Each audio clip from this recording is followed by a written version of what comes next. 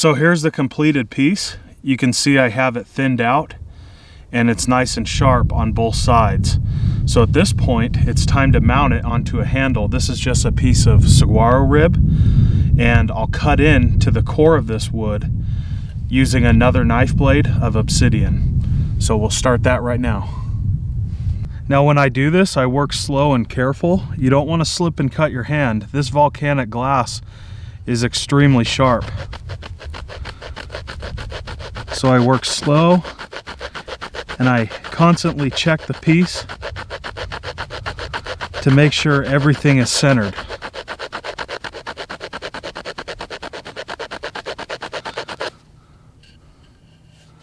And you can see we have our initial cut.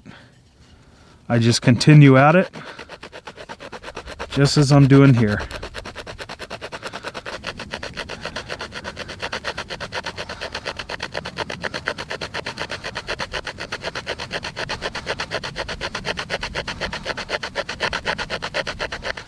So as you can see, this notch is complete and the stone fits really nice inside, and I'll stop right there. If I continue on, the stone will rattle loose and I don't want that. But one way that I widen up this notch is by taking a slab of sandstone and breaking it up into smaller sections, fitting those smaller sections into the already existing notch and slowly widen it up. And once I have a perfect fit, like I said, I quit right there. So at this point, I need to flatten the top of this handle and create a slight taper from the base of the notch to the top, and that'll blend in really nice into the stone.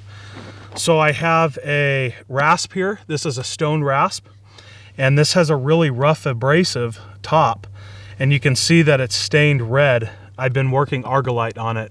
That's a local stone from this area that we turn into jewelry pieces. So this works really well. I just place it on top and I just grind the material down, just like this.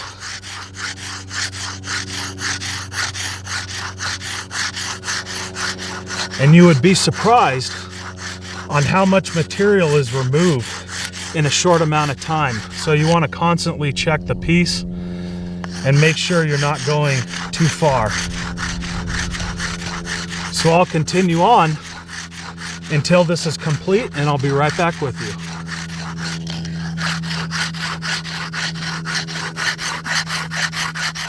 So as you can see, the handle is now complete. I also went ahead and modified this blade just a tad bit. I ran some edge work along the sides towards the base, so that's nice and flat and it sits flush with the handle.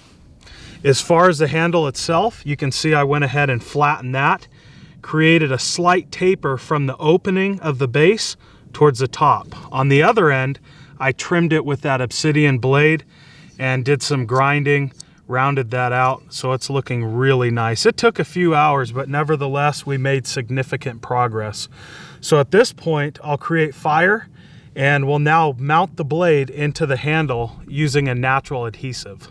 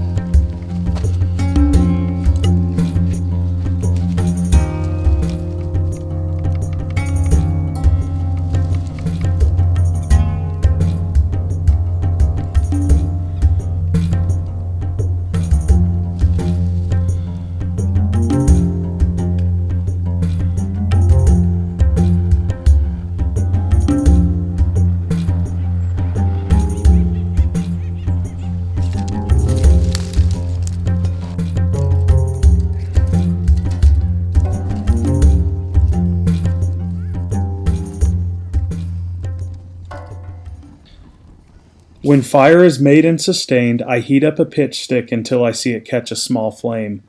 Next, I apply a generous amount into the handle opening. While this is conducted, the blade is heated in the fire and then pressed into the mold. Once the blade is secured, I press the hot pitch into the piece, thus creating a tighter bond. So now we have the blade mounted into the handle, and it's still a little bit warm to the touch, but it's certainly not hot, so I can't reposition this blade and move it around.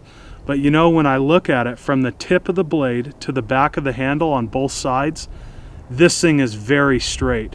So at this point, I'll just slowly let this cool down, and we'll move on to the final steps in completing this project. Some original examples of stone-hafted knives have a lanyard secured to the handle. Thankfully, this organic material is preserved. For this project, I will do the same. First, I twist locally grown organic cotton and slightly wax it. Then I drill a hole through the bottom portion of the handle and feed the rope through, further securing it. So the final thing that I need to do to complete this project is sinew wrap this top here. So sinew stretches when it's wet, and when it dries, it shrinks down tight. So sinew in combination with hide glue is a very good mixture for wood. And it's like a natural fiberglass. It really bites down and binds things together, especially for bow backing, but we can also use it to our advantage here. So in this ceramic bowl that I made, I have my sinew soaking, and then inside of this wood container, I have a little bit of hide glue. So I'll sinew wrap this top and then seal it with hide glue. I let sinew react in warm water, and I'll just chew on just the tip to fray it out, and I just wrap around the entire piece up top.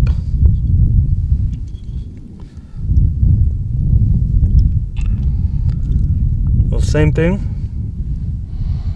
I bite down on the top, fray it out,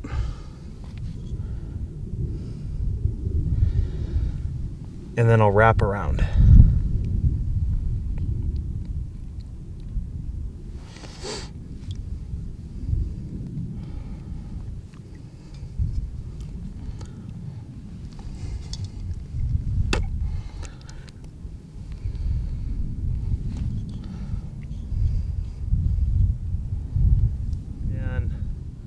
Now you can see the sinew is wrapped up top.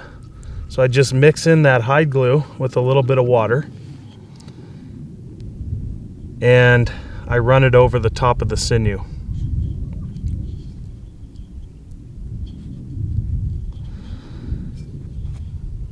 Once this is complete, I let things dry for at least 3 days out here in Arizona. Now, if you're in a more humid, wet environment, it'll most likely take longer. But in Arizona, 3 days is plenty, and this sinew will harden.